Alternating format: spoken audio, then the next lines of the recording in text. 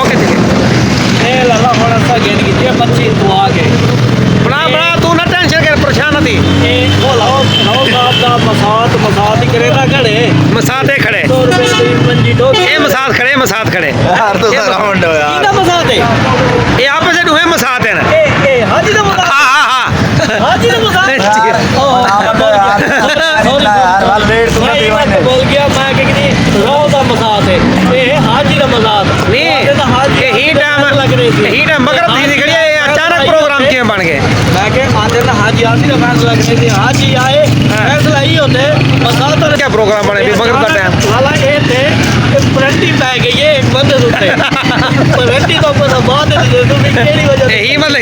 है ये जेड़ा हाजी है ना ये मतलब वैसे आज छुट्टी गुजार के आए सारे नाल फिल्म करेंदा कड़े आज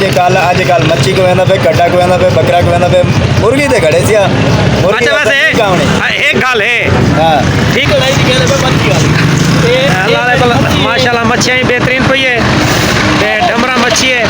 हल्दी भी से क्या हाथी कम दा कड़े देखो काल वाला काम ही नहीं दिया कड़े आज मच्छी है हाय हाय हाय हाय ठीक है ये वैसे मसात वाला ज़ायका तो हो सी वेच ये जेड़ी हाथे नहीं करदी ए भाई दिया जी ने आज ये मसात जरा छुट्टी मार के खड़े ना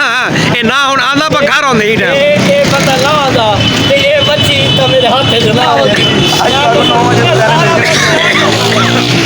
भाई मैं नहीं कराया देख मैं हूँ कोक ठीक है मेरे को सवेरे देवा मैं बना देवा मैं शाम को देवा मेरे को बना देवा घंटा ठीक है मैं तो खाना दिया तू मेरे को ना ही दुकान पे खड़े ना ना ही मेरे को रोला बारह दो दिन हाँ माशाल्लाह लारे को मच्छी बेहतरीन मच्छी खड़ी है ते अड्डे लाड़ दी लोकेशन है साड़ी ये अड्डा लाड़ खड़े चौक ते ये चंद कदम आगे आसो सुजाबाद रोड ते माशाल्लाह ये मच्छी का स्टॉल लग खड़े उनके सामने एक किराना स्टोर खड़े शेख जमील दा उनके सामने लाला खड़े ठीक है लाला बिलाल और ये इना दा स्टॉल है मच्छी का डमरा मच्छी है ते मुनासिब रेट मुनासिब कीमत और ज़ायका ही बेहतरीन और कितनी मच्छी बनवाई है कितनी मच्छी बनवाई है लाले को मच्छी ऐसा सीधी दस या कौन मारो है ना सिटी दस वाला ना हाजी खड़े दिया ना वाला हाजी ने क्या हकने हाजी ने चुप करके खड़े आज हाजी का मजा देना वाला दादा 4 किलो मच्छी दिलवाई खड़े हैं 4 किलो मच्छी दे सवेर नाल वो नहीं हो तो ग्राम है ना ग्राम और भाई जान को है ना ग्राम को छोड़ तो साहब 3 किलो 140 ग्राम ओ 3 किलो ते 140 ग्राम है मैं वो लोग ग्राम जेड़े है ना किलो ला देते हैं अच्छा बंदे ऐसा है ना वो खावना का है मटर कढ़ाई वाले ये आज वाल नवी कढ़ाई आ गई है चलो अर्जेंट दी मच्छी बन वे सही माना बन कोकी परेशान हो गई क्या थी ना ओए। अपने रासो ठीक है इन भाई को लासो मच्छी किलो सस्ती मच्छी मिलती अच्छी मच्छी एक घंटे में मच्छी मिलती को ते लाड़ दे स्टेशन ये लाड़ दे दिए ते आसो मच्छी सस्ती किलो अच्छी ताज़ी मच्छी फ्रेश मच्छी आती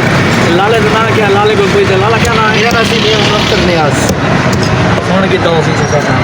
तू साढ़े साढ़े हो हाजी तेरे को याद रहे हाजी दा मसात है मैं वाल हाजी का मसाद है तेरा मसाद है तो मेरा ही मसाद है ओ संगीन हो सारे ना मसात है आज ठीक है मसात जी जी, काम सही। में सोना करें जी मैं आप सोना सोना ਸਹੀ ਮਸਾਜ ਦੀ ਦਮ 2 घंटे मैं नहीं बना